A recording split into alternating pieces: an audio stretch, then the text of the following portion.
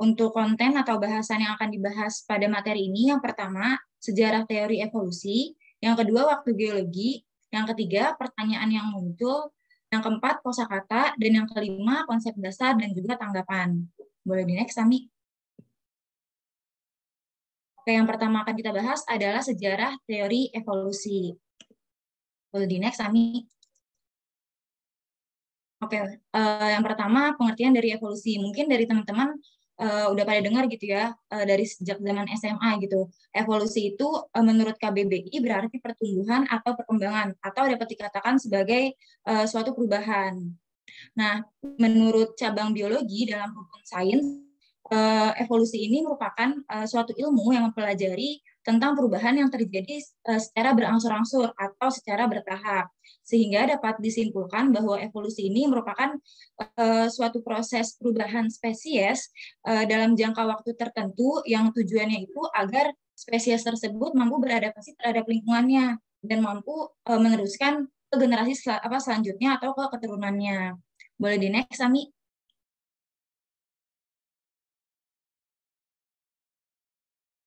Ya, nah sebagai ilmu pengetahuan, kajian evolusi ini didasarkan atas data keanekaragaman dan juga keseragaman makhluk hidup, yang kemudian nantinya itu selama perkembangannya evolusi ini didukung oleh data-data penemuan fosil. Namun tidak pernah apa ya, evolusi ini tidak pernah dapat menerangkan dengan lengkap apa yang terjadi pada masa lampau seperti itu. Sehingga hal tersebutlah yang kemudian dijadikan apa ya, alasan untuk menentang oleh para penentang. Terlebih lagi jika penentangnya itu terutama dari tokoh agama. Banyak tokoh agama atau masyarakat yang berpikir bahwa paham evolusi ini tidak masuk akal karena kita tidak pernah tahu apa yang terjadi pada masa lampau, tapi kita harus mempercayainya seperti itu. Kemudian evolusi ini dapat dipelajari dengan berbagai metode pendekatan tertentu, misalnya kayak mempelajari struktur organisme yang masih berkerabat dan juga mengaitkan perubahan ciri-ciri yang masih bisa dilacak dan lainnya. Nah, biologi evolusioner ini atau evolusi telah berakar sebenarnya sejak zaman Aristoteles. Namun teori evolusi ini selalu dihubungkan dengan Charles Darwin. Nah, kenapa? Karena Darwin ini merupakan ilmuwan pertama gitu yang meletakkan dasar-dasar teori evolusi, sehingga banyak masyarakat yang mengenal teori evolusi ini dari Darwin. Selain itu, Darwin juga telah banyak terbukti gitu ya melakukan beberapa percobaan dan penemuan mengenai teori evolusi. Bahkan sampai sekarang konsep utama Darwin itu mengenai teori evolusi, yaitu mengenai seleksi alam, itu dinilai sebagai teori terbaik dalam menerangkan peristiwa evolusi bagi masyarakat dunia. Boleh di next, Ami? Nah, seiring berkembangnya waktu, teori evolusi ini juga semakin berkembang gitu ya. Nah, di sini digolongkan menjadi tiga, yaitu ada masa pra-Darwin, masa Darwin, dan juga masa pasca Darwin. Nah, kenapa di belakang masa-masanya itu ada nama Darwin? Nah, seperti yang sudah dijelaskan sebelumnya, bahwa Darwin lah yang merupakan ilmuwan pertama yang meletakkan dasar-dasar teori evolusi seperti itu. Dan banyak masyarakat yang mengenal teori evolusi dari Darwin. Oke, boleh di next, Ami? Nah, di sini ada masa perkembangan teori evolusi. Jadi dari ketiga masa tersebut dibagi lagi menjadi masa-masa. Yang pertama tadi masa pra-Darwin. Masa pra-Darwin ini dibagi lagi menjadi dua, yaitu masa fiksisme dan juga masa adaptasi dan transformasi. Kemudian yang kedua ada masa Darwin, itu dibagi lagi menjadi dua, yaitu masa seleksi alam dan masa teori genetika. Dan yang ketiga yaitu masa pasca Darwin, itu dibagi lagi menjadi dua, yaitu masa teori sintetik dan juga masa evolusi modern. Nah, mungkin sebelum kita bahas lebih lanjut dari masa-masa ini, dari teman-teman, apakah ada yang ingin berpendapat atau ada yang ingin berpendapat gitu ya mengenai masa fiksisme? Dipersilakan. Ya, boleh Putri. Oh, oke. Jadi masa fiksisme itu orang-orang tuh beranggapan bahwa suatu jenis organisme itu identik sebagai ciptaan Tuhan. Pokoknya itu tuh udah tetap nggak ada yang mengganggu gugat pada masa itu. Pokoknya pada masa itu um, nggak pernah dipersoalkan mengenai hubungan perkerabatan antara organisme satu dengan organisme lainnya. Nah, sedangkan pada masa itu tuh apa? Kelainan tuh dianggap sebagai kelainan pada makhluk hidup itu dianggap sebagai kutukan. Nah, sedangkan kemiripan itu dianggap sebagai suatu kebetulan. Itu Inayah. Oke, terima kasih Putri. Nah, Iya. mungkin boleh di next, Ami. Ya, tadi benar apa yang dikatakan Putri gitu ya, bahwa masa fiksisme ini di mana para masyarakat pada masa ini tuh menganggap bahwa suatu organisme itu identik gitu satu sama lain. Terus boleh di next, Ami. Namun di sini muncul gitu ya teori ciptaan khusus karena anggapan tadi, dan ada beberapa ahli yang menentang teori ciptaan khusus ini. Yang pertama itu ada Bavan. Bavan itu menyatakan bahwa hewan itu bersifat plastis gitu ya. Plastis itu artinya tidak dapat kembali ke bentuk dan ukuran yang semula. Dan juga variasi-variasi kecil yang dihasilkan oleh lingkungan itu akan berakumulasi menghasilkan atau membentuk perbedaan-perbedaan yang lebih besar. Nah, Bavan ini berpendapat bahwa ternyata perbedaan yang kelainan atau perbedaan yang ditimbulkan itu bukan karena kutukan gitu, melainkan emang ada dari faktor lingkungan seperti itu. Kemudian ahli yang kedua yaitu Cuvier itu menyatakan bahwa tipe-tipe baru spesies akan terbentuk setelah ada bencana. Nah, Cuvier ini juga menyatakan bahwa ternyata ada kaitannya lingkungan dengan terbentuknya tipe-tipe baru spesies. Kemudian yang ketiga, ini ada Linnaeus yang menggolongkan makhluk hidup berdasarkan kesamaan alat reproduksi, serta manusia ini dimasukkan ke dalam kelompok erat. Nah, tadi kan dibilangnya kalau semua organisme itu sama gitu ya. Nah, di sini Linnaeus menggolongkan gitu bahwa ternyata makhluk hidup itu berbeda-beda, tapi mungkin bisa digolongkan berdasarkan kesamaan-kesamaan tertentu. Baik, boleh di next, Ami. Oke, mungkin sebelum dijelasin lagi, apakah ada yang berpendapat gitu mengenai masa adaptasi dan transformasi?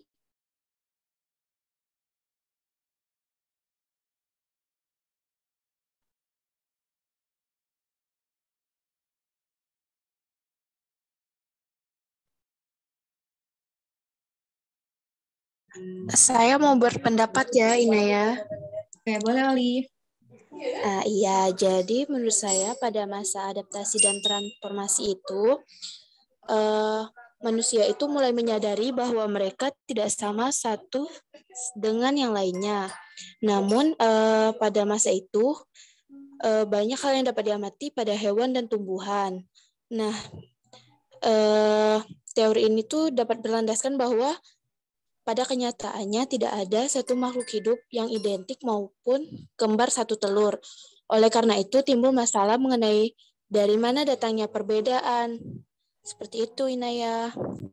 Baik, terima kasih, Olive. Nah, ya benar banget. Jadi di masa ini para ahli dan juga masyarakat ilmiah menyadari gitu bahwa tidak ada yang betul-betul sama. Di masa yang awal, masa fiksisme, mereka beranggapan bahwa semuanya itu identik sama. Namun di masa ini mereka mulai beradaptasi dan bertransformasi gitu. Nah, mungkin boleh di next, Ami. Di sini ada beberapa tokoh yang berpendapat, yaitu yang pertama ada Charles Lyell yang berpendapat bahwa terdapat evolusi geologi. Nah, evolusi geologi ini yaitu makhluk hidup yang ada saat ini itu merupakan turunan hasil modifikasi atau hasil perubahan dari spesies lain yang hidup di masa geologi sebelumnya, seperti itu.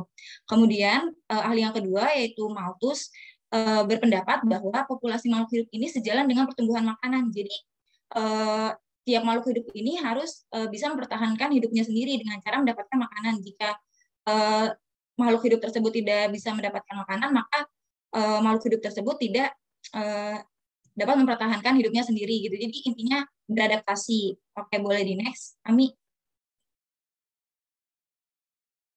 Nah, yang ketiga itu yaitu Lamarck. Nah, Lamarck ini berpendapat bahwa individu itu dapat berbeda antara satu dengan yang lain dikarenakan kebiasaan dan juga latihan yang dilakukan oleh individu tersebut. Nah, hal tersebut juga dapat diturunkan ke anaknya. Nah, di sini contohnya itu adalah jerapah gitu. Jadi, menurut Lamarck ini, jerapah dapat memiliki leher yang panjang karena kebiasaan jerapah itu memakan daun di tempat yang tinggi. Jadi, sehingga jerapah itu lehernya panjang. Seperti itu. Boleh di next. Oke, selanjutnya kita udah masuk ke masa Darwin. Mungkin ada dari teman-teman yang ingin berpendapat mengenai masa Darwin, yaitu masa seleksi alam. Oke, boleh deh, Pak. Ya, baik. Terima kasih Inaya atas kesempatannya. Saya izin berpendapat mengenai masa seleksi alam yang dicetuskan oleh Charles Darwin ini, di mana jadi pada masa seleksi alam ini, organisme di bumi yang memang beraneka ragam itu merupakan hasil dari seleksi alam gitu, di mana individu yang mampu menyesuaikan diri karena itu entah kuat atau tahan penyakit dan sebagainya itu memang dapat bertahan hidup gitu. Sedangkan yang tidak mampu akan terseleksi atau tereliminasi dan mati gitu. Nah, Darwin juga mengemukakan mempelajari tentang berbagai variasi yang terdapat pada berbagai jenis burung merpati yang dipelihara oleh para penggemar burung di Inggris kayak gitu. Nah, melalui penemuan-penemuannya, konsep Darwin ini menuliskan tentang spesiasi yang ditulisnya dalam buku yang berjudul The Origin of Species by Means Natural Selection and Precession of the Fittest in Struggle of Life gitu. Nah, di sini menurut Darwin evolusi itu terjadi karena adanya seleksi alam atau faktor alam yang mampu menyeleksi makhluk hidup. Adaptasi merupakan penyebab terjadinya seleksi alam atau mekanisme seleksi alam itu sendiri. Nah, beliau juga mengkoreksi gitu pendapat tentang lama yang tadi sudah dijelaskan tentang jerapah gitu, bahwa jerapah yang berleher panjang itu berasal dari yang berleher panjang pula, sedangkan yang berleher pendek musnah gitu. Faktor yang menyebabkan evolusi yaitu mekanisme evolusi adalah seleksi alam itu sendiri. Begitu Inaya. Terima kasih. Oke, terima kasih Deva. Nah ya benar banget apa yang diucapkan oleh Deva gitu ya, bahwa di masa seleksi alam ini menurut tokohnya yaitu ada Darwin dan juga Wallace, suatu organisme itu beraneka ragam dan alamlah yang melakukan seleksi tersebut. Jadi siapapun yang kuat dia yang menang dan yang lemah akan kalah seperti itu. Boleh di next, Ami? Ya boleh di next lagi, Ami. Oke, selanjutnya ada masa teori genetika, yaitu masa keduanya masa Darwin. Mungkin dari teman-teman ada yang ingin berpendapat mengenai masa teori genetika?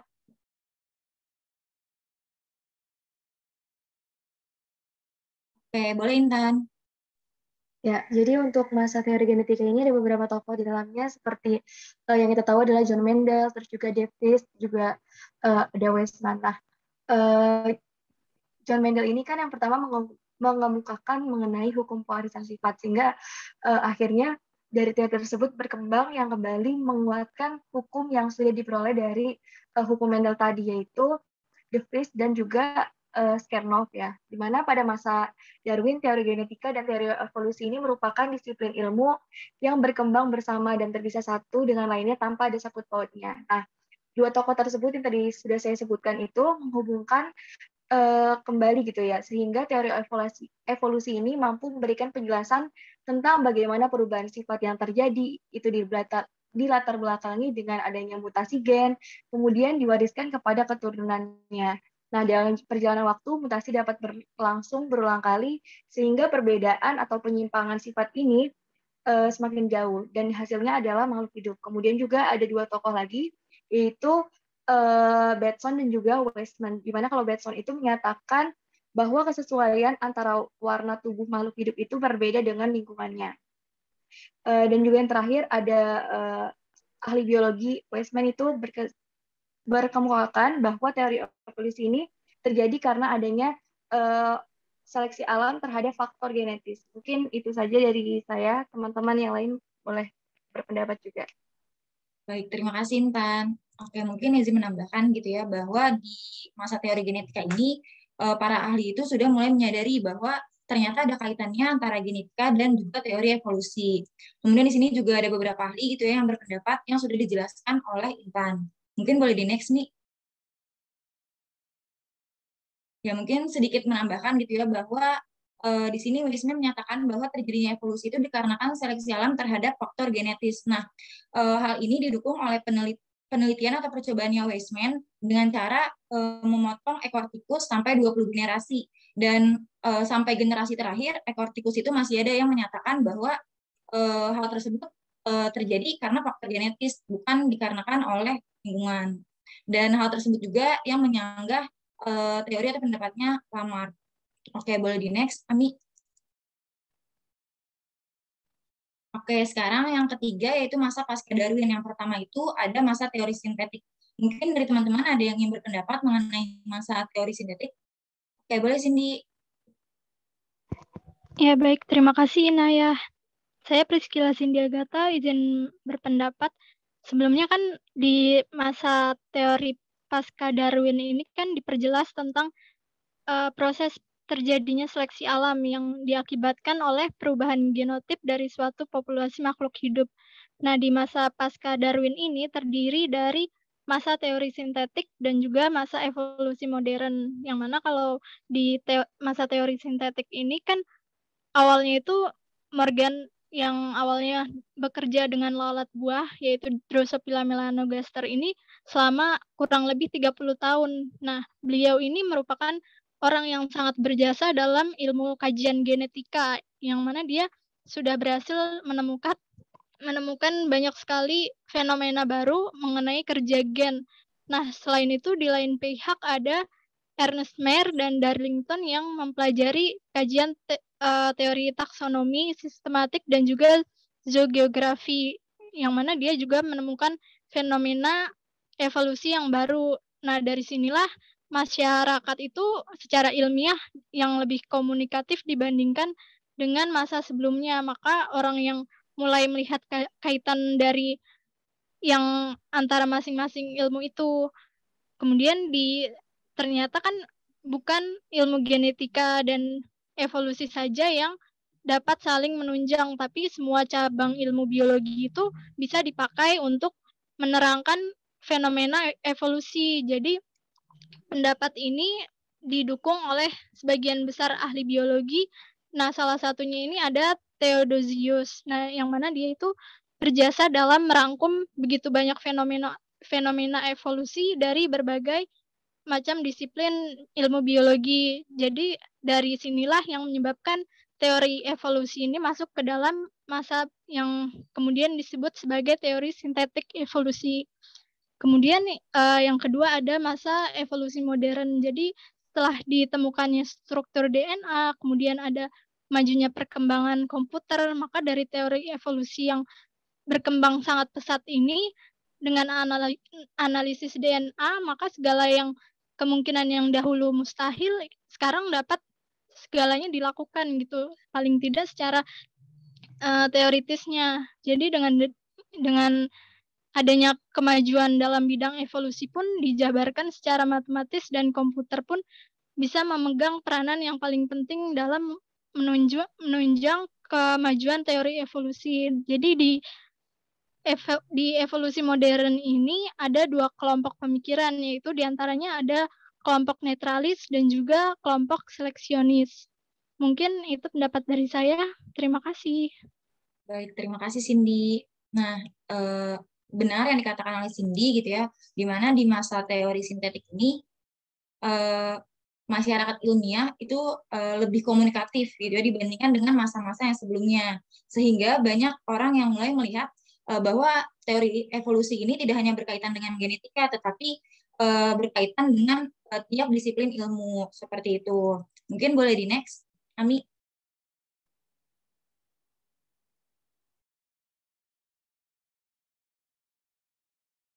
Oke, di sini juga tadi sudah dijelaskan oleh Cindy, mungkin sedikit menambahkan gitu ya, bahwa di masa ini terdapat dua kelompok pemikiran, yaitu pemikiran kelompok netralis dan juga kelompok pemikiran seleksionis, di mana kelompok pemikiran netralis itu menyatakan gitu ya, bahwa apapun bentuk suatu populasi, maka seleksi alamlah yang akan menyebabkan hilangnya suatu alel, sedangkan mutasi akan menambahkan suatu alel.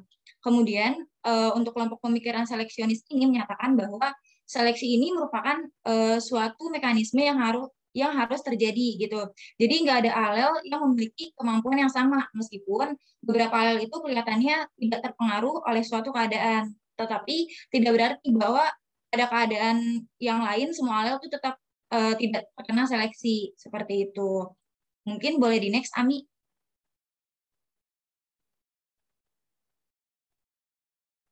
Baik, selanjutnya akan dijelaskan oleh rekan saya. Baik, izin melanjutkan. Mungkin sebelumnya teman-teman ada yang tahu atau ingin berpendapat atau menjelaskan mengenai prinsip dasar yang dianut dalam menerangkan evolusi. Oke, silakan Agung. Ya, baik. Terima kasih, Mega. Pertama, kita mengetahui evolusi itu merupakan suatu ilmu yang mempelajari tentang perubahan yang berangsur-angsur menuju dengan kesesuaian antara waktu dan tempat.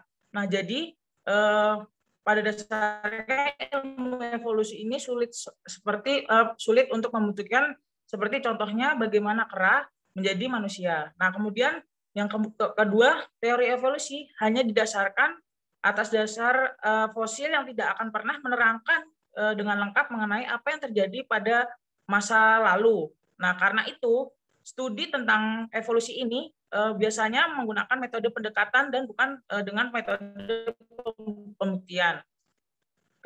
Dalam hal ini mereka melihat perubahan struktur dari organisme yang saling berkerabat satu dengan sama lainnya dan mengaitkan perubahan-perubahan ciri yang masih dapat ditelusuri. Nah, kemudian dengan mempelajari proses perubahan sejumlah ciri, maka dapat ditarik suatu kesimpulan mengenai proses evolusi dari suatu kelompok secara utuh. Nah, perubahan-perubahan suatu ciri dapat ditelusuri dari kelompok organisme secara holistik. Nah, sehingga kita mengetahui dengan pasti bahwa ciri tertentu berevolusi dari suatu bentuk primitif ke bentuk yang lebih maju. Sekian, terima kasih. Baik, terima kasih Agung. Sangat lengkap ya. Bahwa benar yang dikatakan oleh Agung, prinsip yang pertama itu kita harus mengetahui dulu apa sih evolusi gitu. Nah, evolusi didefinisikan sebagai suatu ilmu yang berisi tentang proses perubahan yang terjadi secara bertahap atau berangsur-angsur gitu menuju kesesuaian waktu dan tempat. Nah, teori yang selalu kita ingat itu kalau tentang evolusi adalah bahwa manusia berasal dari kera. Padahal sebenarnya pada dasarnya evolusi tidak pernah membuktikan bagaimana proses kera menjadi manusia gitu. Atau sederhananya evolusi tidak pernah membuktikan bahwa suatu organisme memiliki nenek moyang yang berbeda, seperti adanya perbedaan struktur DNA dan RNA. Kemudian yang kedua, fosil yang ditemukan juga tidak dapat menjelaskan dengan rinci terkait proses perubahan yang terjadi di masa lalu. Jadi dengan adanya berbagai faktor eksternal yang menyebabkan fosil ini tidak dapat menjadi bukti yang akurat untuk menjelaskan suatu perubahan yang terjadi di masa lalu. Dan pada organisme yang sudah punah, biasanya memiliki ciri yang relatif lebih maju, sedangkan pada organisme yang masih hidup hingga saat ini biasanya memiliki ciri yang primitif. Nah, hal ini berkaitan dengan penelusuran terhadap perubahan ciri sekelompok organisme yang dimana yang tadi Agung telah sebutkan juga dapat dilakukan secara holistik gitu ya, sehingga dapat diketahui secara pasti mengenai evolusi yang terjadi dari organisme yang masih berbentuk primitif ataupun dari organisme yang telah maju gitu, yang lebih maju. Oke, boleh dilanjut, Ami.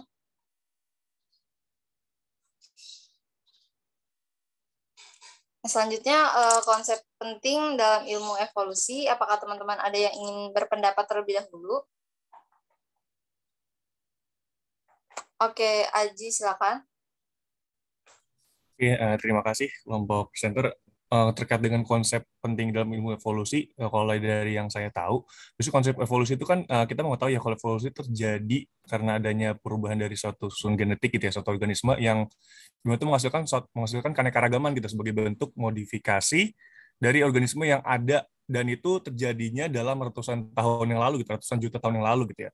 Dan terpenting perubahan susunan genetik tersebut itu dalam evolusi itu terjadi dalam waktu yang lama gitu, dalam waktu yang tidak sebentar gitu ya, karena kalau dalam waktu yang cukup singkat, cukup sebentar, itu namanya tidak bisa disebut dengan evolusi, tapi sebutnya dengan modifikasi genetik.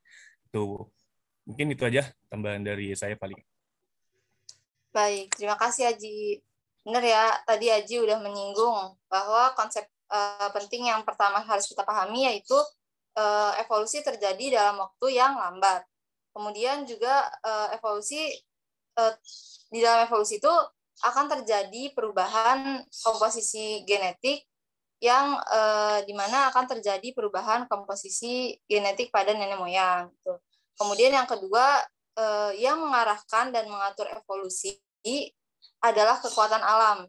Nanti kita akan bahas gitu ya bagaimana alam dapat mempengaruhi penentuan umur fosil ataupun batuan gitu. Kemudian yang ketiga, seleksi alam adalah satu-satunya kekuatan yang mengarah pada adaptasi suatu organisme.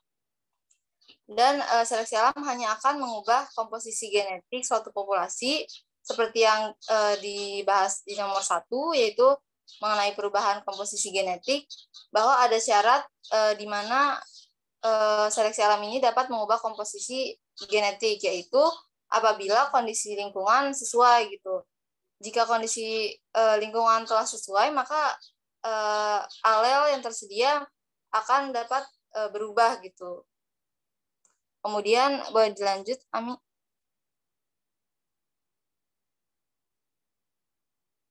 Nah, selanjutnya yaitu seleksi alam ini juga memiliki beberapa sejumlah mekanisme. Dan yang keenam yaitu proses seleksi alam sangat spesifik dan akan mengarah pada terbentuknya jenis baru, karena tadi adanya perubahan komposisi materi genetik, maka akan terbentuk jenis baru gitu. Kemudian yang ketujuh, dari waktu ke waktu akan terjadi perubahan di kehidupan muka bumi gitu, di mana akan terjadi kepunahan ataupun penambahan organisme. Selanjutnya yang ke-8, semua organisme baru bermunculan memiliki asal-usul yang berhubungan dengan makhluk hidup di masa lalu. Nah, hal ini tuh berkaitan dengan hubungan filogenetik untuk melihat bukti-bukti evolusi gitu. Nah, hubungan ini dapat dipelajari dengan meneliti kemiripan dari fosil ataupun morfologi atau bahkan juga struktur biokimia dari suatu organisme tersebut. Boleh lanjut, Tami? Oke, sekarang kita masuk ke waktu geologi. Ada yang tahu teman-teman waktu geologi itu apa? Atau ada yang ingin berpendapat mengenai waktu geologi? Izin berpendapat enggak? Siapa tadi nggak kedengeran lagi? Aku Ami. Oh, Ami. Oke, Ami, boleh Ami. Ya, jadi waktu geologi itu cara kita untuk tahu nih kan evolusi itu kan terjadi bertahun-tahun yang lalu ya, berjuta-juta tahun yang lalu kayak kata tadi Aji. Jadi caranya itu menentukan waktu evolusi adalah dengan waktu geologi. Nah, waktu geologi ini kita bisa tahunya dari batuan sama fosil yang ditemukan. Itu. Terus cara-caranya lagi selain itu ada jam radioaktif, jam DNA, penggunaan fosil polen, sama penggunaan data eksperimen gitu, Mega. Terima kasih. Oke, terima kasih Ami. Jadi waktu geologi ini merupakan skala atau perbandingan waktu yang mencakup dari semua sejarah mengenai geologi bumi, dari mulai terbentuknya bumi beserta isinya dan sampai saat ini gitu. Nah, boleh dilanjut.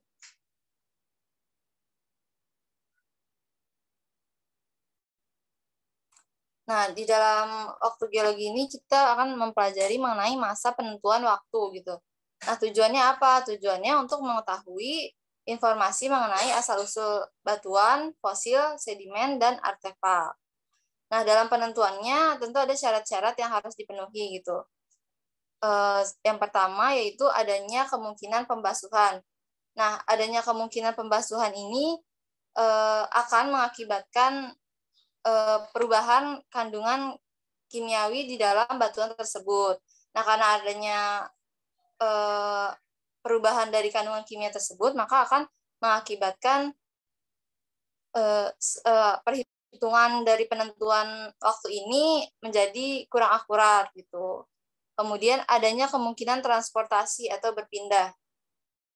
Jadi seiring dengan berjalannya waktu, suatu batuan atau fosil ini dapat berpindah tempat gitu, dari satu tempat ke tempat yang lainnya.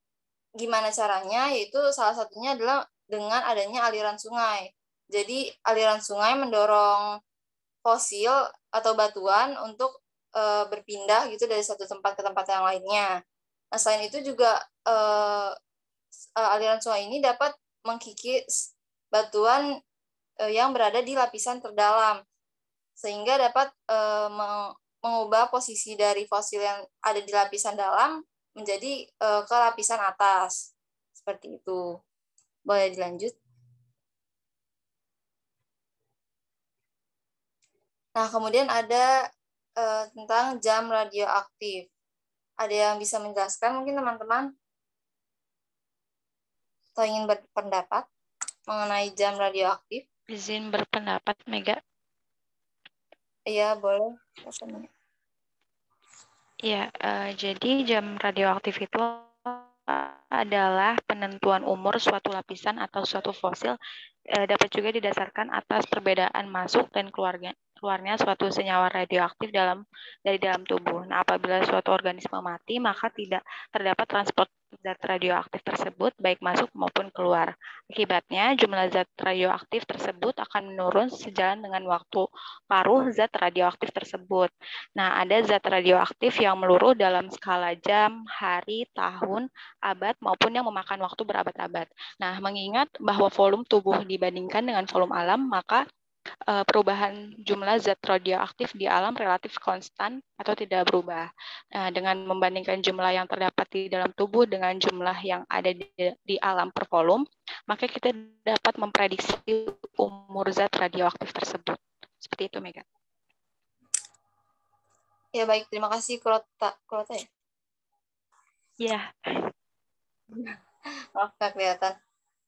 Benar sekali yang dibilang oleh Kurota bahwa jam radioaktif ini merupakan penentuan umur suatu batuan atau fosil yang didasarkan oleh adanya perbedaan keluar dan masuknya suatu senyawa radioaktif di dalam tubuh. Nah, ini juga berlaku pada batuan gitu, di mana zat radioaktif memiliki skala waktu peluruhan yang waktunya berbeda-beda, kayak ada yang meluruh dalam waktu hitungan jam, ada yang meluruh dalam waktu hitungan hari ataupun hitungan tahun gitu. Bahkan ada juga yang hitungannya berabad-abad gitu. Kemudian jika dibandingkan dengan jumlah zat radioaktif di alam, maka jumlahnya ini terhitung konstan. Dan ini ada rumus untuk mencari usia fosil atau bebatuan gitu. Rumusnya itu 1 per lambda, lambda ini adalah peluruhan, dikali ln n plus nr per n, di mana n adalah jumlah radioaktif sekarang dan nr adalah jumlah zat radioaktif waktu batuan terbentuk dikurang jumlah zat radioaktif sekarang. Oke, boleh di next.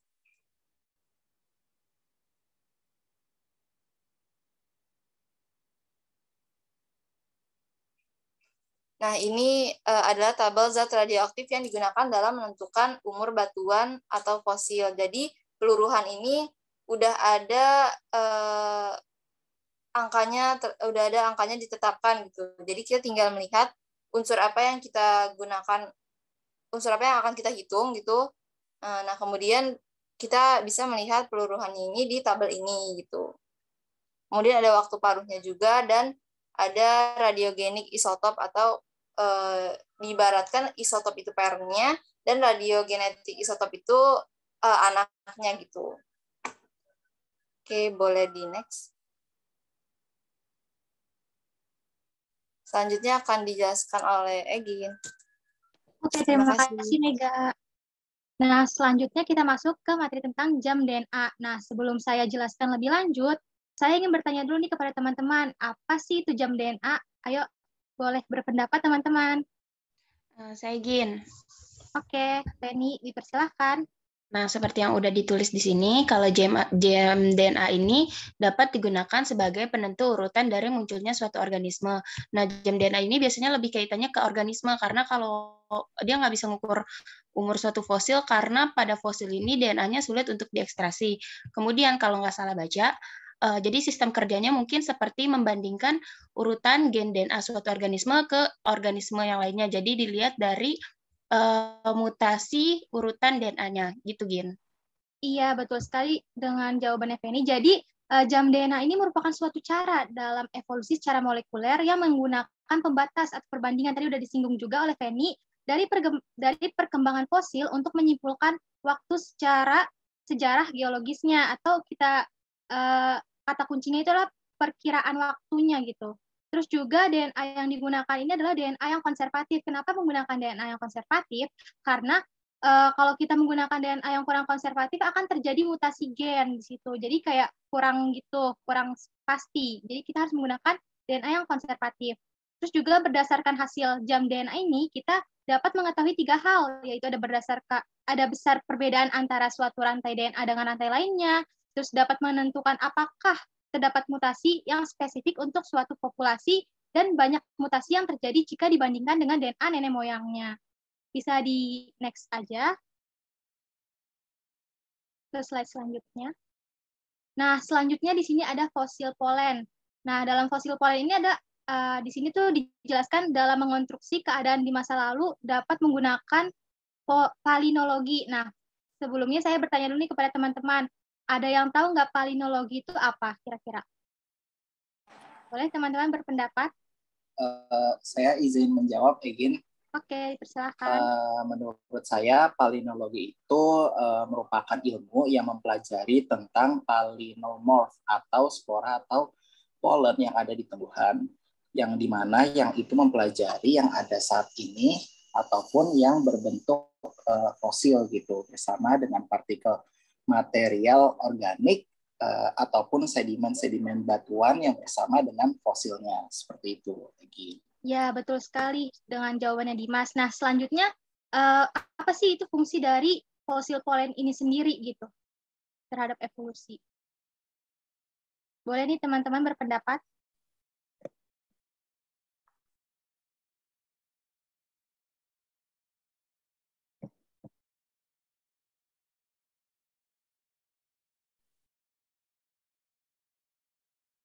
Ini Safitri udah on mic, suaranya tapi tidak terdengar.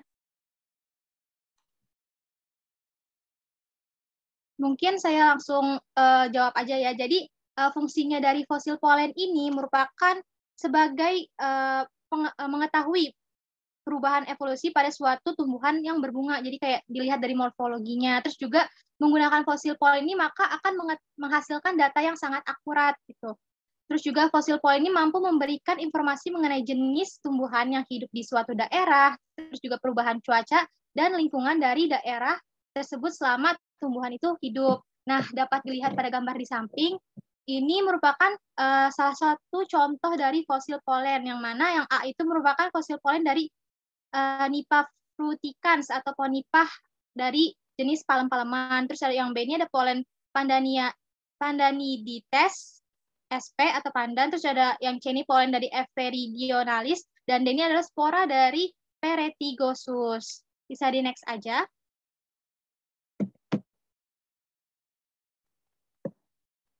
Nah, selanjutnya di sini ada penggunaan data eksperimen.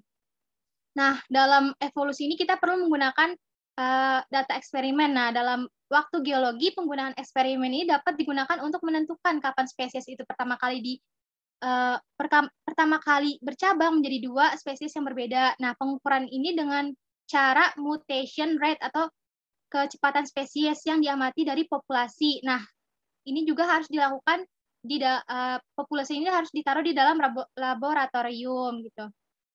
Terus juga prediksi evolusi yang terjadi bergantung pada proses mutasi, di mana laju evolusi ini sama dengan laju mutasi. Nah, dapat dilihat pada gambar di samping nih. Kira-kira dari teman-teman ada nggak sih yang tahu tentang secara umum gitu laju mutasi itu apa gitu? Egin izin berpendapat. Iya, boleh. Jadi laju mutasi itu adalah angka yang menunjukkan jumlah gen yang bermutasi dari seluruh gamet yang dihasilkan oleh suatu individu dalam satu spesies. Jadi misalkan di dalam suatu hasil penelitian rata-rata dari angka laju mutasi itu berkisar sekitar 1:100.000, yang artinya di dalam 100.000 gamet terdapat satu gen yang bermutasi. Gitu ya, Gin. Mohon dikoreksi jika ada kesalahan. Iya, benar. Jadi seperti yang udah dijawab sama Ica, tadi laju mutasi itu angkanya gitu, yang menunjukkan suatu jumlah dari gen yang bermutasi. Jadi bisa dilihat tadi gambar di sini, ini ada gen P, gen Q, gen R, di mana gen P ini ada 45%, terus gen Q 70%, dan gen R ini 50%. Nah, yang paling banyak ini adalah 70%-nya gitu.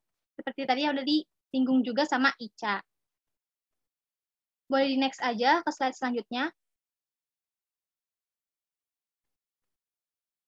Nah, di sini ada contoh kasus dari dwarfisme kondroditropik, yang mana merupakan mutasi delesi atau terhambatnya pertumbuhan dari seseorang yang tubuhnya itu kerdil, di mana tungkainya itu pendek, tetapi kepala dan badan itu relatif normal.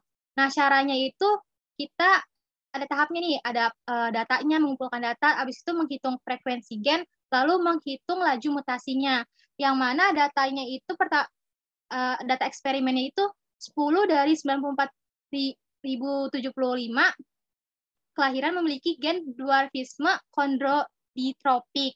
Terus karena kita udah dapat nih data eksperimennya, maka kita menggunakan rumus frekuensi genotip dengan lambangnya itu N. Jadi frekuensi genotip itu merupakan jumlah mutasi yang diamati dibagi jumlah peristiwa mutasi yang mungkin terjadi. Nah, di sini jumlah mutasinya itu adalah 10. Terus jumlah peristiwa mutasi yang terjadi itu adalah 94.075. Jadi 10 dibagi 94.075, maka menghasilkan 10,6 kali 10 pangkat 5. Nah, udah ketemu kan frekuensi gennya, maka kita lanjut lagi menghitung laju mutasinya, yang mana kecepatan mutasi ini tidak sama setiap spesiesnya. Dan dalam contoh ini, apabila mutasi delesi yang terjadi sangat merugikan, maka perkiraan laju mutasinya itu dapat menggunakan rumus M sama dengan N/2. Ini bisa dilihat nih di sini, M sama dengan 10,6 kali 10 pangkat 5 dibagi 2. Maka hasilnya 5,3 kali 10 pangkat 5. Nah, dan hasil akhirnya itu laju mutasi di atas adalah 5,3 kali 10 pangkat 5 per gen per generasi. Di sini ada kata yang kurang, itu udah generasi. Bisa di next aja.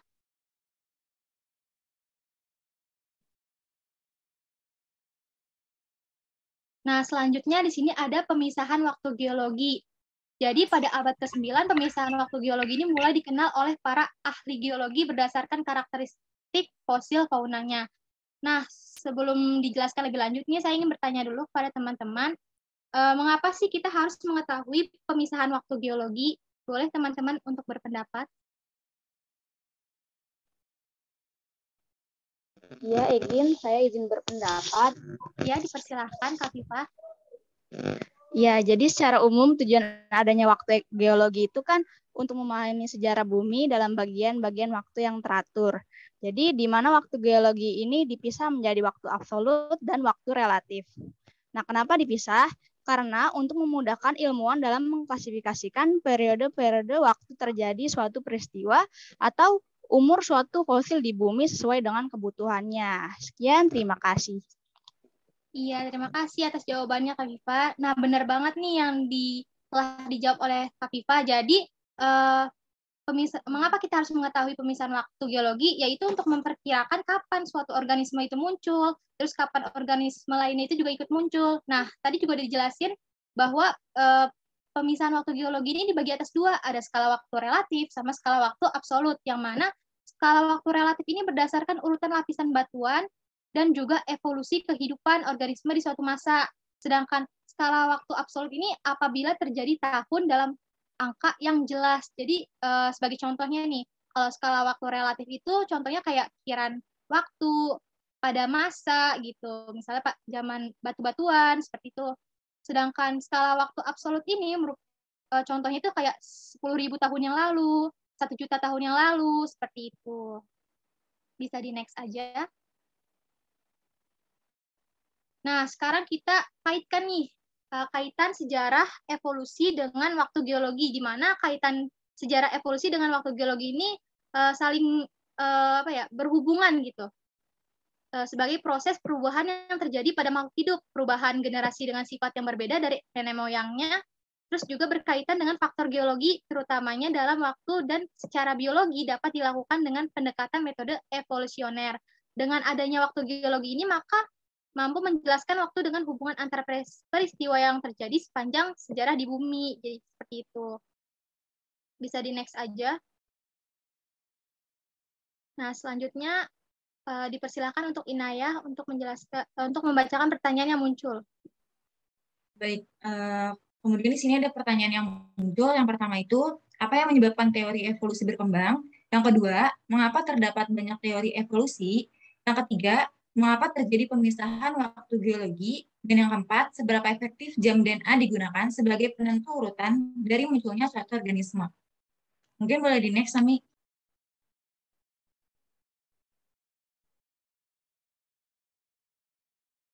Nah, di sini ada kosakata dan refleksinya. Jadi kosakata atau istilah barunya itu ada paleontologi, ada palinologi, ada polen, masa Premian, dan masa Triasik. Terus untuk refleksinya itu, kendala dari kelompok kami yaitu kurang memahami perhitungan radioaktif. Dengan begitu, solusi untuk mengatasinya kendala kelompok kami dengan membaca dan mempelajari serta mencari referensi mengenai perhitungan radioaktif itu tersendiri.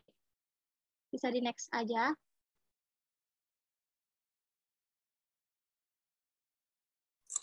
Oke, konsep utama dari materi ini yaitu evolusi menjelaskan proses perubahan yang terjadi secara bertahap dalam kurun waktu tertentu. Dengan demikian, perubahan yang terjadi secara bertahap dapat dijelaskan dengan lebih mudah melalui ilmu genetika. Dan pada prinsipnya, perubahan secara bertahap yang dimaksud adalah persatuan waktu terjadi perubahan pada frekuensi alel. Sehingga dapat dikatakan bahwa evolusi merupakan suatu penyempurnaan dari yang sudah ada dengan melalui modifikasi tertentu. Nah, terdapat satu kekuatan yang berkaitan dengan adaptasi suatu organisme, yaitu seleksi alam, di mana pada seleksi alam ini mengarahkan evolusi dan selalu berganti seiring dengan berjalannya waktu. Nah, oleh karena itu, evolusi tidak memiliki tujuan akhir.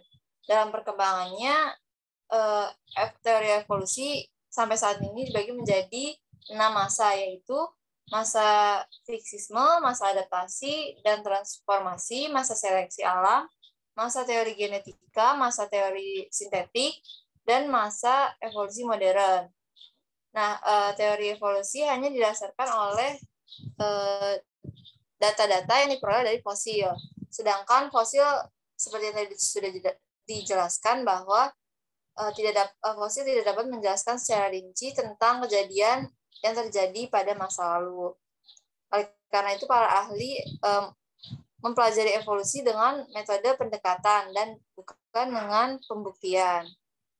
Dalam mempelajari kejadian yang telah terjadi di masa lalu, dapat menggunakan beberapa jenis metode, diantaranya dengan menentukan massa dengan zat radioaktif, keterkaitan dengan batuan, dan menentukan tempat.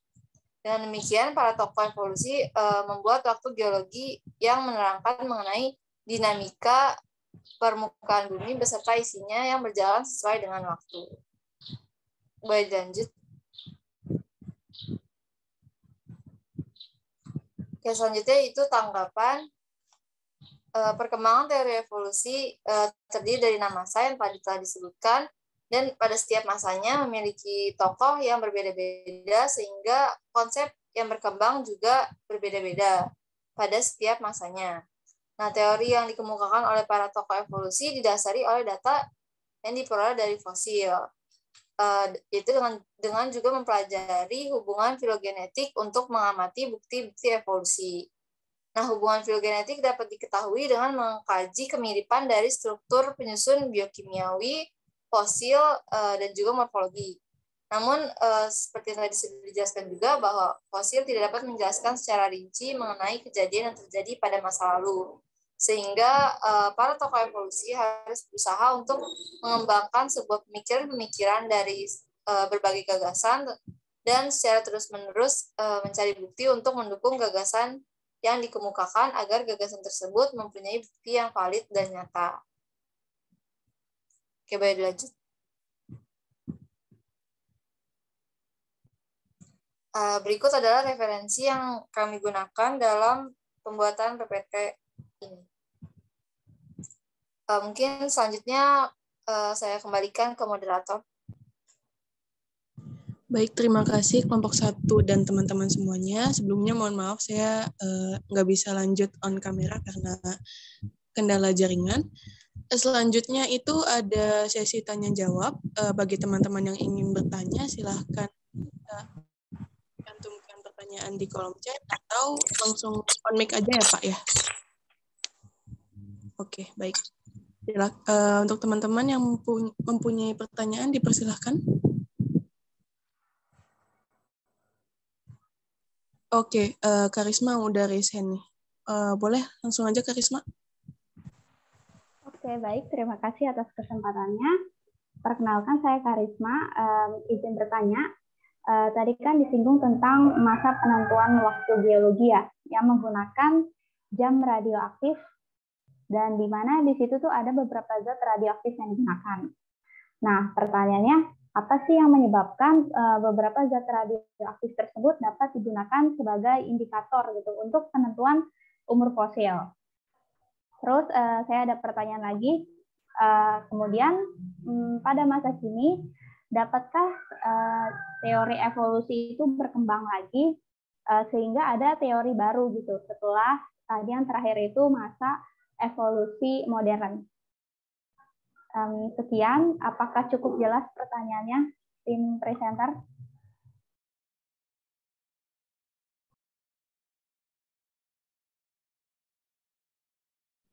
Bagaimana untuk kelompok 1? Pertanyaannya bisa ditulis. Jadi nanti teman-teman juga bisa ikutan baca di slide terakhir. Pertanyaan, penanya, dan juga NIM ya. Jadi nama, NIM, pertanyaannya apa, dituliskan di PPT juga. Jadi nanti teman-teman bisa mengikuti pertanyaannya juga. Silakan dilanjut. Baik, terima kasih Karisma. Ini juga ada yang udah resen ya dari tadi. Untuk Olivia Dwinanti, dipersilahkan. Oke, saya Olivia Dwinanti HKMASE. Sebelumnya izin bertanya kepada kelompok presenter.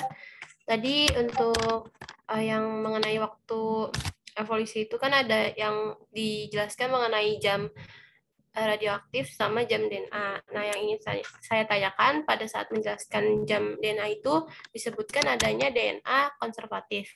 Nah, apa yang dimaksud dengan DNA konservatif dan hal apa yang menyebabkan DNA konservatif ini digunakan sebagai indikator penentu urutan dari munculnya suatu organisme?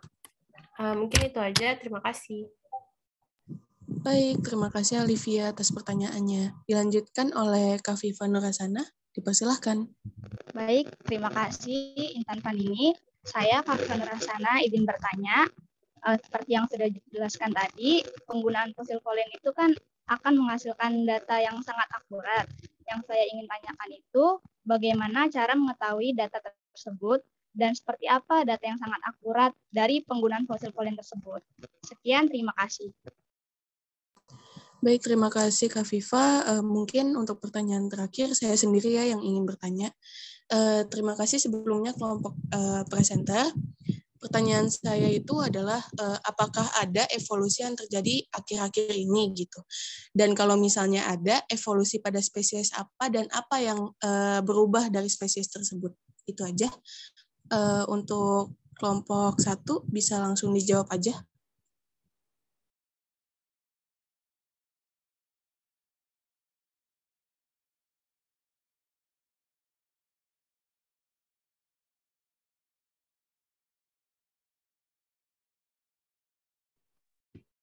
Oke, Kinta. Saya Regina izin menjawab pertanyaannya Olivia. Tadi kan Alivia bertanya tentang DNA konservatif itu apa, terus juga apa yang menyebabkan DNA konservatif itu sebagai penentu urutan dari munculnya suatu organisme. Jadi DNA konservatif itu seperti yang tadi sudah dijelaskan juga merupakan DNA yang tidak mengalami mutasi gitu. Nah, hal yang menyebabkan mengapa kita harus menggunakan DNA yang konservatif karena sebagai penentu urutan munculnya suatu organisme karena mampu menentukan perbedaan usia dari dua organisme yang berkerabat, sebagai contohnya itu kera dengan manusia gitu.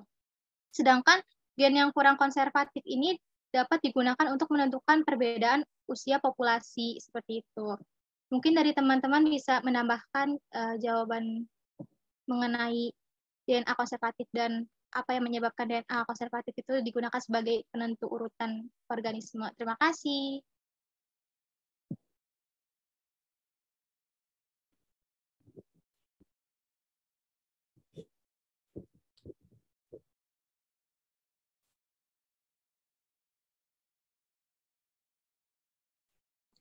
Terima kasih Regina atas jawabannya. Mungkin dari teman-teman ada yang ingin menambahkan jawaban?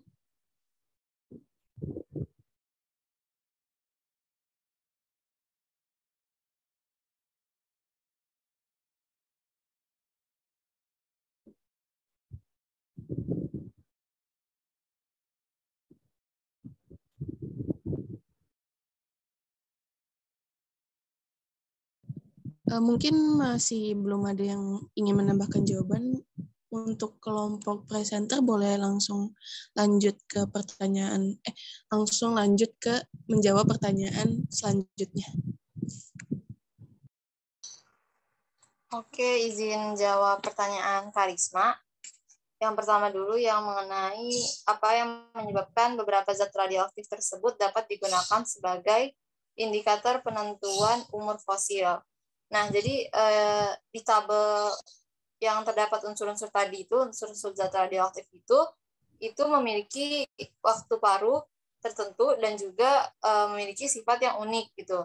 Nah, dari unsur-unsur itu juga udah diperiksa di laboratorium dan hasil pengukuran di laboratorium itu menunjukkan bahwa sisa hasil peluruhan dari sejumlah atom-atom heran yang tadi di sebelah yang bagian isotop sama atom-atom yang disebut atom-atom Dauber atau yang di paling kanan tabelnya itu yang paling kanan. Nah, itu dapat dipakai untuk menentukan umur suatu batuan. Nah, kenapa bisa digunakan? Karena setiap unsurnya itu bisa menjadi stabil dan bisa menjadi kembali ke energi dasar. Karena stabilnya itu maka dapat digunakan sebagai zat penentu, zat yang dapat ditentukan, zat yang digunakan untuk menentukan umur tersebut, umur batuan atau fosil gitu. Nah, yang pertanyaan kedua tadi, apakah evolusi dapat berkembang ya? Apakah teori evolusi dapat berkembang? Nah, ini terdapat dua pendapat gitu ya, yang menyatakan yang pertama ada sebuah penelitian yang dilakukan oleh Dr. Pirpi Luma, itu seorang peneliti dari Universitas Sheffield. Nah, peneliti ini mengatakan bahwa terjadi miskonsepsi antara bahwa evolusi manusia ini akan berhenti setelah mereka menganut pola monogami dan beraktivitas seperti sekarang ini. Jadi menurut Luma ini bisa terjadi perkembangan dari evolusi manusia gitu. Manusia masih bisa berevolusi. Nah, sedangkan ada pendapat kedua yang menyatakan bahwa walaupun banyak yang menyatakan manusia tetap mengalami evolusi, namun beberapa pendapat menyatakan bahwa manusia tidak bisa lagi mengalami evolusi atau berhenti berevolusi dengan seiring berjalannya penggunaan otak dan aktivitas yang dilakukan oleh manusia itu sendiri. Jadi mungkin kalau misalnya kita melihat dari penelitian yang Luma tadi, tidak menutup kemungkinan bahwa masih dapat berkembang gitu, teori evolusi masih dapat berkembang. Seperti itu. Mungkin dari teman-teman ada yang mempunyai pendapat lain, silakan.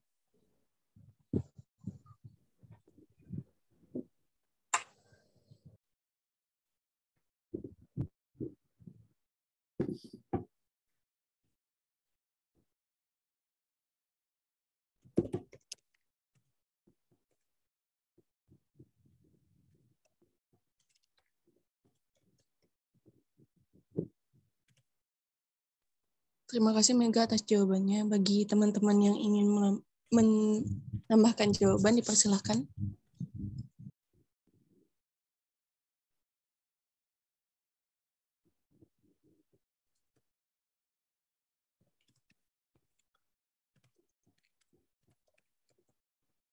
Jika tidak ada yang ingin menambahkan jawaban, bagi kelompok 1, silakan menjawab pertanyaan berikutnya. Baik, Kinta. Saya izin menjawab pertanyaan dari Intan Fandini. Intan Fandini bertanya, setiap spesies bakal mengalami evolusi untuk beradaptasi ya. Nah, menurut kelompok kalian, ada nggak sih evolusi yang terjadi akhir-akhir ini? Dan jika ada, evolusi pada spesies apa dan apa yang berubah? Jadi berdasarkan beberapa artikel yang saya baca, pada akhir tahun 2020, zoolog dari kawasan Asia Tenggara itu menemukan contoh evolusi modern yang sedang berlangsung saat ini, yaitu burung pelanduk Sulawesi atau nama latinnya itu Pelorneum celebens jantan dan juga betina. Nah, spesies burung itu telah berevolusi dengan ukuran yang berbeda di pulau-pulau kecil dan dalam waktu yang singkat. Kemudian hasil penelitian tersebut juga dipublikasikan ke dalam jurnal, yaitu jurnal Biotropika, yang menunjukkan bahwa burung pelanduk Sulawesi itu tumbuh 15% lebih besar daripada betina. Nah, perbedaan ukuran ini terlihat di beberapa pulau-pulau kecil. Nah, kemudian peneliti itu percaya bahwa hal tersebut dimungkinkan terjadi dikarenakan tekanan evolusioner yang mendorong terjadinya dimorfisme atau ciri yang menunjukkan perbedaan jenis kelamin baik berupa ukuran, warna, ataupun bentuk sehingga burung tersebut mampu mengurangi persaingan satu sama lain dengan memakan sumber daya yang berbeda. Mungkin sekian, jika ada yang ingin menambahkan dipersilakan. Terima kasih.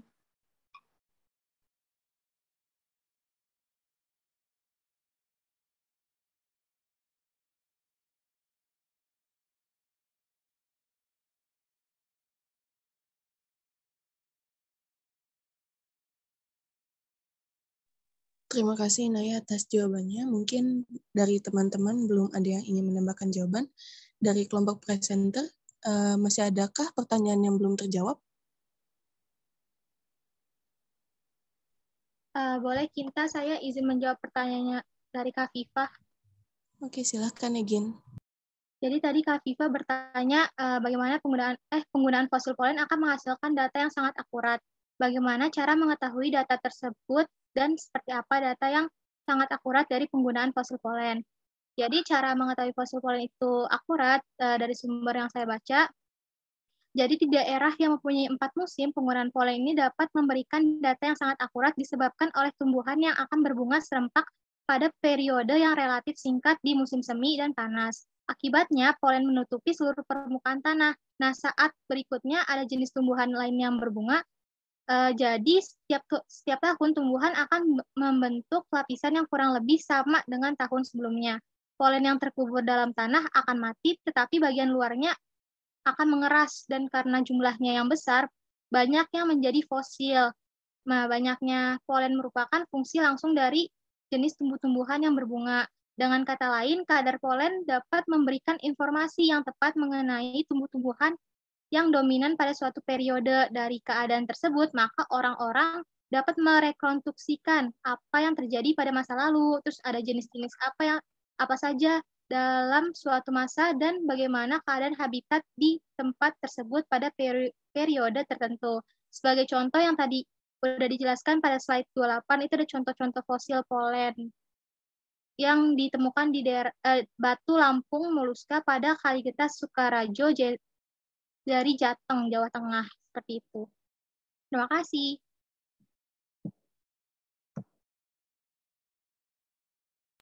Terima kasih Egin atas jawabannya. Apakah ada teman-teman yang ingin menambahkan jawaban?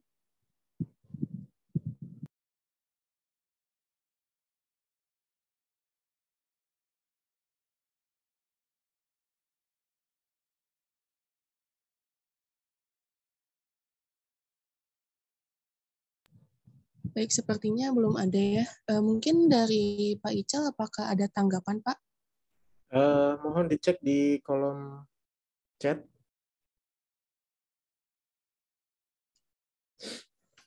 Sudah? Kita diskusi sampai jam berapa?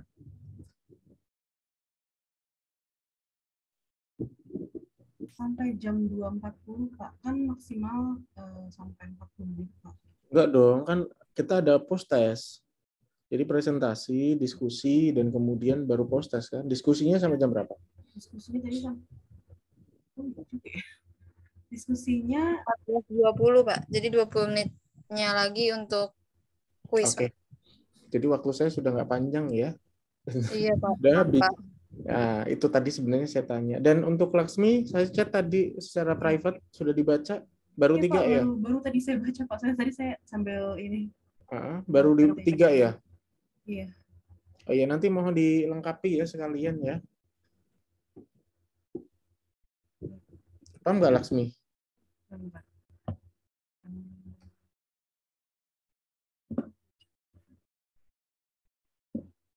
Oh iya, iya. Masih baru dibuat 3, Pak. Nanti saya tambahin lagi. Kemarin Iya. laptopnya error. Oh Jadi iya, nggak belum saya apa-apa. tambahin. Ya, nggak apa-apa.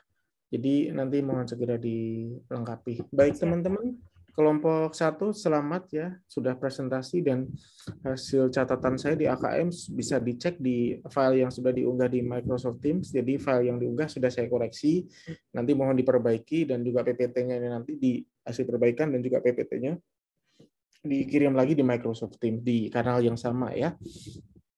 Kemudian untuk uji plagiasi sebaiknya tidak perlu mencantumkan rujukan atau daftar pustaka karena nanti akan terdeteksi. Jadi dihapus dulu baru nanti diuji plagiasi gitu ya. Jadi nanti kelompok 2 dan seterusnya nanti bisa diperbaiki. Kemudian untuk topik hari ini kita berbicara sebenarnya mungkin perlu ditambahkan juga sebenarnya. Boleh kembali ke slide utama?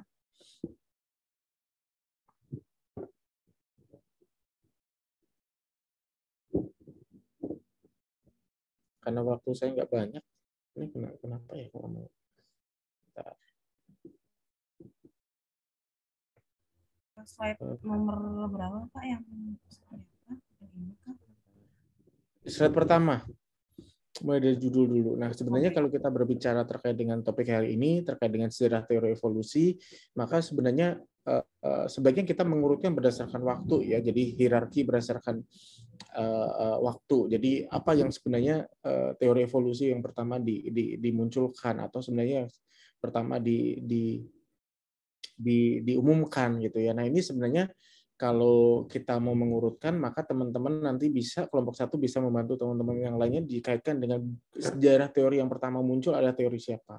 Ya kan, dan kemudian nanti diberikan dengan waktu dan kemudian siapa tokoh tersebut. Nah, ini yang sebenarnya masih belum konsisten antara yang ada di PPT dengan yang ada di AKM oleh kelompok 1. Ya. Nah, boleh slide selanjutnya?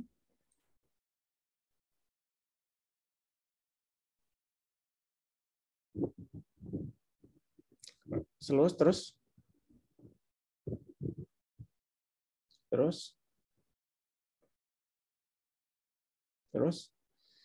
Nah, ini sebenarnya berkaitan dengan definisi. Oke, terus. Nah, tadi muncul pertanyaan sebenarnya sambil kita ke sini dulu, stop di sini dulu, berkaitan dengan boleh slide sebelumnya? Sebelumnya. Lagi.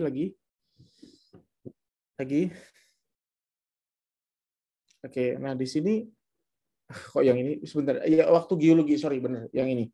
Nah, kalau kita berbicara dengan waktu geologi, sebenarnya apa sih manfaat waktu geologi berkaitan dengan kita mempelajari ilmu evolusi itu? Nah, sebenarnya tadi sudah disampaikan bahwa waktu geologi itu bisa berkaitan dengan terbentuknya tanah ya. Kalau misalkan kita mencari fosil itu kan dia tertimbun di dalam tanah, ya kan, tertimbun di dalam tanah. Nah, sebenarnya tanah itu berkaitan dengan sebuah lapisan-lapisan. Nah, sebuah lapisan itu nanti akan berkaitan dengan waktu kapan kapan sebenarnya makhluk tersebut itu hidup. Nah, kemudian bagaimana kita bisa mengetahui bahwa sebuah jenis atau suatu makhluk hidup itu mengalami evolusi berdasarkan dengan waktu biologi. Nah, itu kita bisa kaitkan dengan struktur yang ada makhluk hidup yang di zaman sekarang dan kemudian atau dari masa ke masa. Jadi didasarkan dengan lapisan tadi, fosil yang sudah ditemukan yang didasarkan dengan lapisan. Nah, itu nanti bisa juga dikaitkan dengan makhluk yang saat ini masih eksis. Nah, ini akan dikaitkan dengan struktur kerangkanya, terus kemudian struktur genetiknya, dan juga nah itu nanti bisa dikaitkan bagaimana perubahan yang terjadi dari masa ke masa. Nah, ini yang dikaitkan dengan kenapa waktu geologi itu bisa dipelajari berkaitan dengan evolusi. Semoga sampai di sini paham ya. Karena memang waktu saya nggak cukup banyak, jadi saya khawatirnya nanti cukup panjang. Nah, kemudian kalau kita berbicara dengan sejarah teori evolusi, boleh slide selanjutnya, mulai slide ke-7. Nah, di sini ada masa pra-Darwin, masa Darwin, dan ada masa pasca Darwin. Sebenarnya dapat kita jangan underestimate dulu berkaitan dengan Darwin, karena memang banyak sekali teori-teori yang melawan terkait dengan teori Darwin gitu ya. Banyak teori-teori yang melawan statement Darwin. Tapi sebenarnya kalau misalkan di sini Darwin itu bisa disebut sebagai bapak evolusi itu kan, seperti pada Mendel ya sebagai bapak genetika gitu kan. Nah, di sini sebenarnya setelah teori Darwin itu banyak sekali teori-teori itu yang kemudian bermunculan. Ya, bermunculan yang kemudian memang kalau misalkan kita kaitkan teori itu kan bisa muncul dan kemudian bisa tumbang. Nah, ini sebenarnya memang berkaitan dengan teknologi, berkaitan dengan kemajuan ilmu pengetahuan dan sebagainya. Nah, kalau kita berbicara lagi berkaitan dengan kenapa teori itu bisa tumbang dan kemudian kenapa teori itu bisa muncul gitu kan, karena memang sebenarnya ilmu pengetahuan itu kan berkembang ya. Jadi ketika sebuah teori itu muncul dan kemudian itu nanti akan ada teori itu diumumkan dan kemudian ada orang yang membuktikan teori tersebut dan kemudian tidak sesuai, maka itu nanti akan menjadi sebuah teori baru, gitu kan? Akan mengungkap sebuah kebenaran baru, gitu ya. Jadi sebenarnya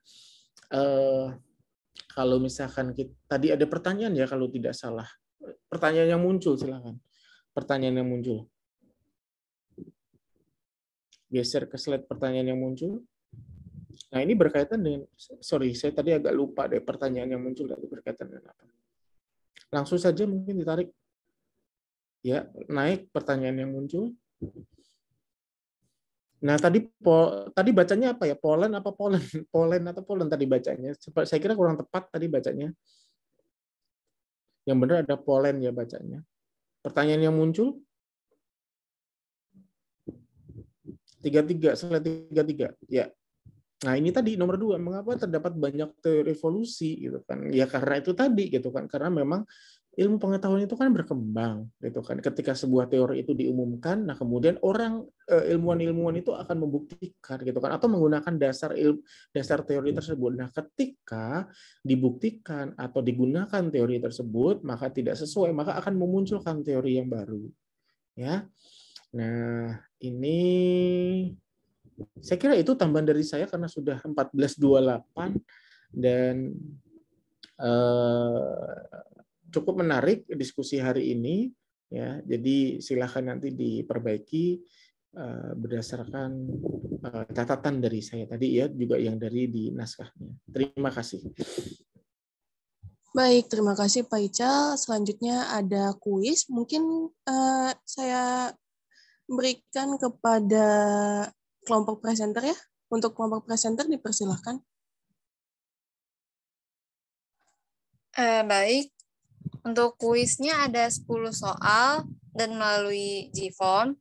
Nanti akan di-share di chat. Untuk waktunya itu 15 menit. Ya, 15 menit. Insya Allah cukup ya teman-teman karena pilihan ganda. Soalnya berapa jumlahnya? 10, Pak. 10 jangan banyak-banyak. 10 mah 10 menit cukup. Baik, 1 menit ya. Atau 9 menit atau 8 menit gitu. 10 menit mungkin ya, Pak. Ya, nanti diulas ya. Baik, Pak. Ya. Boleh dikirim linknya?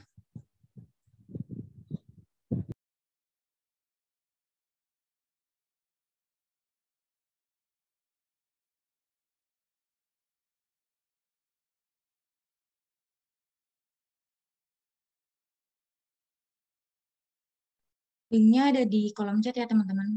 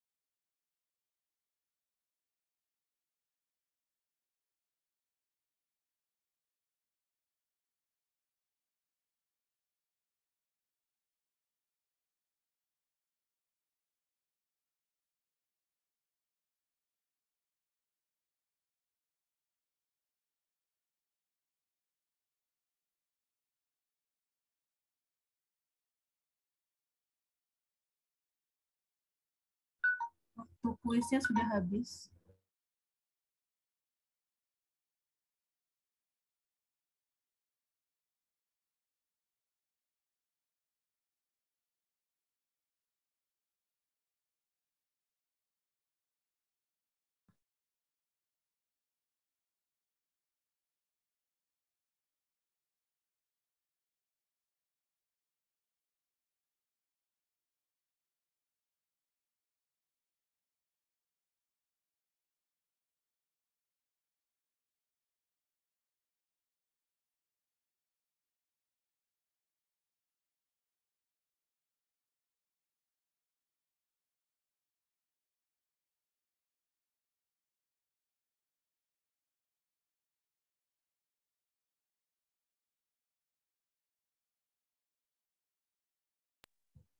Teman-teman mungkin dipercepat lagi submitnya karena waktunya udah habis.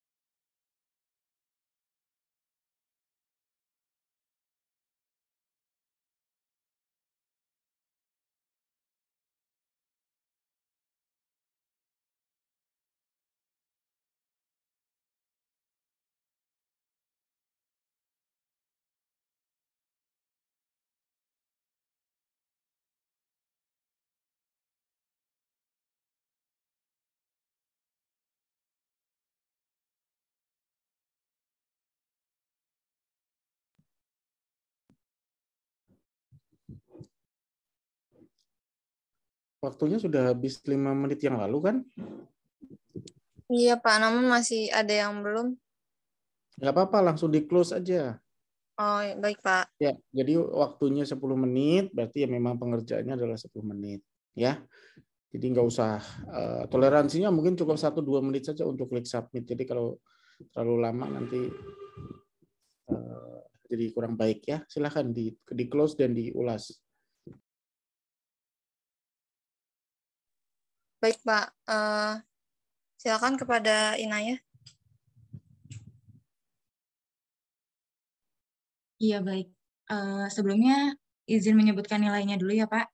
Dari nilai terbesar itu yaitu nilainya 90 dan nilai yang terkecil itu 40. Dan untuk rata-ratanya itu 67,5. Kemudian untuk soal yang pertama yaitu Darwin mempelajari fosil dan pernah berlayar dengan menggunakan kapal The Beagle menuju suatu tempat untuk menyusun teori evolusi. Tempat yang banyak memberikan bahan bukti untuk penyusunan teori evolusi Charles Darwin tersebut. Sebentar, di share screening. Oh, di share screen, sebentar. Iya dong. Jadi bisa sambil tidak hanya mendengarkan, tapi juga bisa melihat.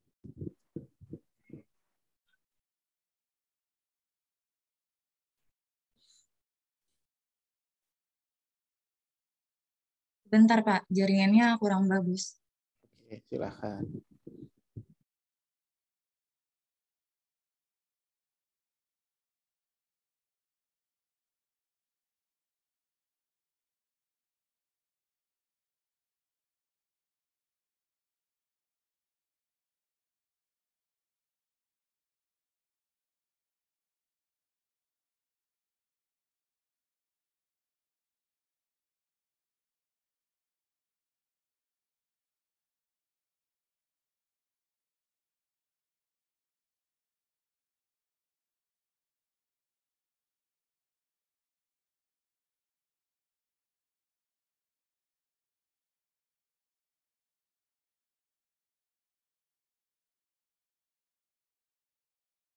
Iya, apakah sudah terlihat?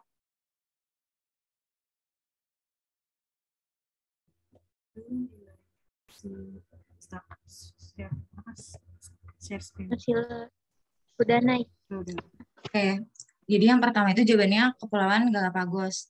Nah, ulasannya itu yaitu pada masa seleksi alam, Darwin ini sekolah di sekolah kedokteran dan dikarenakan saat kuliah beliau merasa belum puas gitu mengenai pengetahuan yang didapat, akhirnya Darwin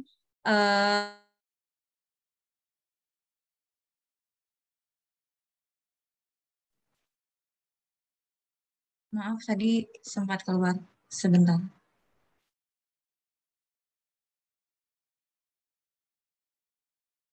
Nah iya, setelah itu Darwin pun mulai mempelajari fosil dan berlayar dengan menggunakan kapal The Beagle pergi ke Kepulauan Galapagos. Nah, kenapa Darwin pergi ke Kepulauan Galapagos? Dikarenakan Darwin ingin mempelajari lebih lanjut gitu mengenai fosil-fosil tersebut, dan di Kepulauan Galapagos inilah Charles Darwin pertama kali menemukan dari evolusi yang menjelaskan tentang konsep seleksi alam, dan juga di Kepulauan Galapagos ini Darwin mulai memikirkan mengenai asal-usul dari burung. Selanjutnya, untuk yang kedua, teori evolusi berkembang secara pesat seiring berkembangnya waktu. Pembagian teori tersebut digolongkan menjadi 3, yaitu masa pra-Darwin, masa Darwin, dan masa pasca Darwin. Nah, mengapa ketiga masa tersebut dikaitkan atau dihubungkan dengan tokoh Darwin gitu? Jawabannya adalah karena Darwin merupakan ilmuwan pertama peletak dasar-dasar ilmiah teori evolusi. Jadi seperti yang sudah dijelaskan tadi saat presentasi gitu ya, bahwa masa evolusi itu telah berakar sejak zaman Aristoteles. Namun teori evolusi selalu diasosiasikan atau dihubungkan dengan Charles Darwin karena Darwin merupakan ilmuwan pertama peletak dasar-dasar ilmiah teori evolusi dan telah banyak terbukti mapan menghadapi pengujian ilmiah. Bahkan sampai sekarang konsep utama Darwin dianggap sebagai teori terbaik dalam menjelaskan peristiwa evolusi. Selanjutnya, yang ketiga, banyak yang menentang teori evolusi, terutama tokoh agama. Mengapa hal tersebut dapat terjadi? Jadi jawaban yang tepat itu adalah yang C, dikarenakan teori evolusi ini didasarkan atas data keanekaragaman dan juga keseragaman makhluk hidup dalam tingkat komunitas, serta dalam perkembangannya itu didukung oleh data-data penemuan fosil. yang tidak dapat dibuktikan secara yang orang-orang tidak tahu apa yang terjadi pada masa lampau tersebut. Jadi oleh karena itulah banyak penentang-penentang dari paham evolusi, terutama tokoh agama, karena dinilai apa yang ada di kitab suci mereka lah yang benar. Baik, selanjutnya keempat, pernyataan yang benar tentang teori Lamarck atau teori Darwin, yaitu jawabannya itu adalah yang B, yaitu Lamarck berpendapat bahwa dulu leher jerapah itu pendek, tapi karena tumbuhan yang dimakannya semakin tinggi, lehernya menjadi panjang dan diwariskan kepada keturunannya. Jadi di masa adaptasi dan transformasi ini, Lamarck berpendapat bahwa individu itu dapat berbeda antara satu dengan yang lain dikarenakan kebiasaan dan latihan yang dilakukan oleh individu tersebut. Nah, hal tersebut dapat diturunkan kepada anaknya. Contohnya itu adalah jerapah memiliki leher yang panjang dikarenakan mulutnya selalu digunakan untuk mencari dan memakan daun-daun yang tinggi. Baik, selanjutnya akan diulas oleh rekan saya.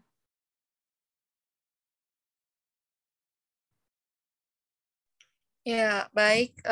Selanjutnya itu nomor 5, prinsip dasar yang dianut dalam menerangkan evolusi antara lain. Kita ulas dari yang A. Kenapa bukan A jawabannya? Karena bisa dibaca evolusi akan membuktikan bagaimana kera menjadi manusia. Sedangkan yang tadi sudah kita bahas bahwa evolusi tidak akan pernah dapat membuktikan bagaimana proses perubahan kera menjadi manusia. Kemudian yang B, suatu organisme mempunyai nenek moyang organisme lain juga tidak tepat karena yang tadi kita udah bahas juga bahwa suatu organisme berasal dari satu nenek moyang yang sama. Selanjutnya jawabannya yang itu yaitu yang C, mempelajari perubahan struktur organisme yang saling berkerabat. Jadi mempelajarinya yaitu melalui hubungan filogenetik dengan memperhatikan struktur organisme yang saling berkerabat dan juga sebagai bukti-bukti evolusi. Yang D itu pembuktian mengenai evolusi hanya dilakukan melalui pembuktian langsung. Ini juga salah karena pembuktian bisa dilakukan melalui dua cara, yaitu pembuktian langsung dan pembuktian tidak langsung. Selanjutnya hanya penemuan fosil yang dapat membuktikan proses evolusi, yang pada nyatanya bahwa fosil belum cukup untuk membuktikan secara akurat mengenai proses evolusi. Selanjutnya nomor 6, dalam menentukan umur batuan hasilnya seringkali kurang akurat. Hal ini dikarenakan jawabannya banyaknya faktor eksternal yang mempengaruhi. Yang tadi sudah kita bahas bahwa adanya pembasuhan yang memungkinkan berubahnya kandungan kimia pada batuan, kemudian adanya transportasi yang dimana seiring berjalannya waktu fosil ini dapat berpindah tempat dengan adanya aliran sungai yang mendorong gitu. Terus berpindah tempat, berpindah lapisan juga dari yang lebih dalam ke atas ataupun sebaliknya. Kemudian selanjutnya nomor 7. Ini hitung-hitungan apabila 5% isotop thorium dalam batuan telah berubah menjadi 208 Pb dengan peluruhan 4,95 kali 10 pangkat min 11, maka berapa umur batuan tersebut? Ini kita menggunakan rumus untuk mengetahui umur batuan gitu, umur batuan atau umur fosil, yaitu T sama dengan 1 per peluruhan dikali ln kali N plus NR per N.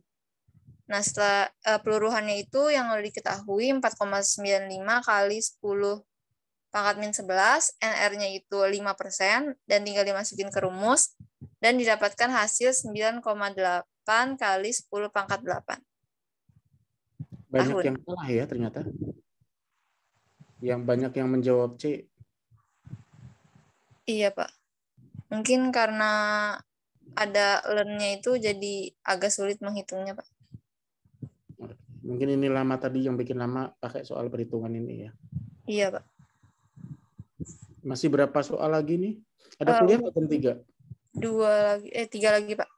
Nggak ada, Pak, kebetulan. Oh ya udah. Silakan dilanjut, Egin. Nah, selanjutnya nomor 8, soalnya itu jam DNA dapat digunakan sebagai penentu urutan dari munculnya suatu organisme.